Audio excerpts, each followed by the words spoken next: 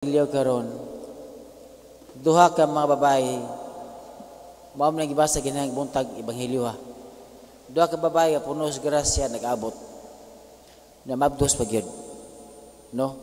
So silang duha nakasulti mga pulong nga maanindot, bulahan ka, no? Inahan sa Dios. Dayon miduaw ka nako ang inahan sa Dios. Hindi kay mga pulong ila gilitok.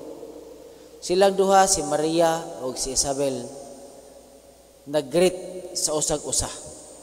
Nag-greet og minaayo nga makatabang at nag-greetings with thanks to God.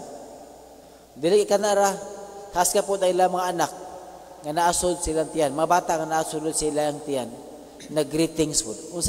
Usay pamaagi nga nag-greet sila. Si John the Baptist o si Jesus o si pamaagi nag-greeting sila ni ulpot sa kalipay ang duha ka bata nga naasod sa tiyan.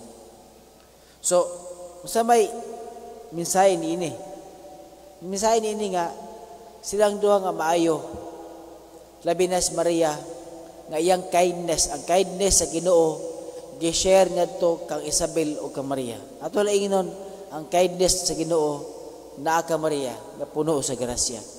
Iya ba nang gitaguan ang kindness? Wala. Iya nag-share po. Yung sa pag-share ni Maria ay ang kindness, pagsakripisyo para sa anak.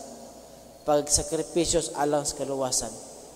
Pagsakripisyo ay gipatubo si Kristo diha sa kaalam ug kaayo. Mao ni ang kindness nga gi-share ni Maria di lang sa iya panahon hangtod karon. No? Naunta kita usab makadawat og kindness gikan sa Ginoo. Mga blessings ang nadawat sa Ginoo, kumaupot ta mo share. Di na to taguon ang kindness. Kaya kindness dili angay taguon sama ang mga drugas, pero hindi nila gitago. No, kay dautan man na. Apan ang kindness angay i-share. Amen. Palugman indog. Nagatuwa